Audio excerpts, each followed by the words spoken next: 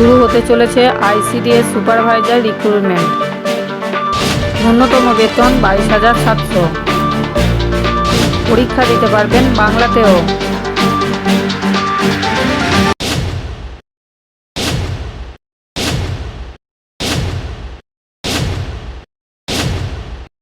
নমস্কার, RL scheme নিউজে আপনাদের সকলকে স্বাগত।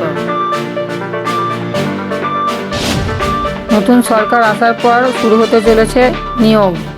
ICDS supervisor 2026।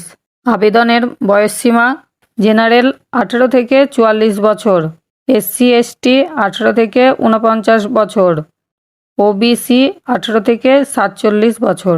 বেতন কাঠামো 22,700 থেকে 58,500, সাথে ডিএ ও অন্যান্য সরকারি ভাতা।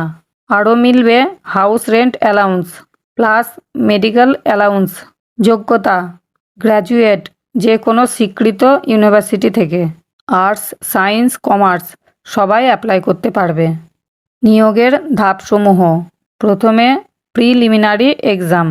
এই পরীক্ষায় পাশ করলে তারপরে মেন এক্সাম, এরপরে ইন্টারভিউ ও পার্সোনালিটি টেস্ট, এরপরে ডকুমেন্ট ভেরিফিকেশান হবে।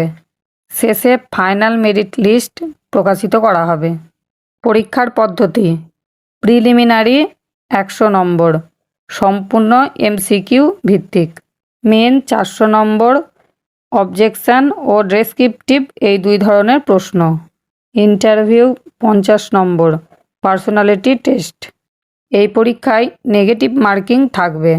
প্রশ্ন বাংলা ও ইংরেজি দুটো ভাষাতেই থাকবে।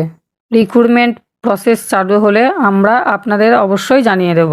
আশা করি আমাদের দেওয়া তথ্য আপনাদের ভালো লেগেছে। আপনাদের মূল্যবান মতামত কমেন্ট বক্সে জানাবেন। চ্যানেলটি সাবস্ক্রাইব করে পাশে থাকবেন। ধন্যবাদ।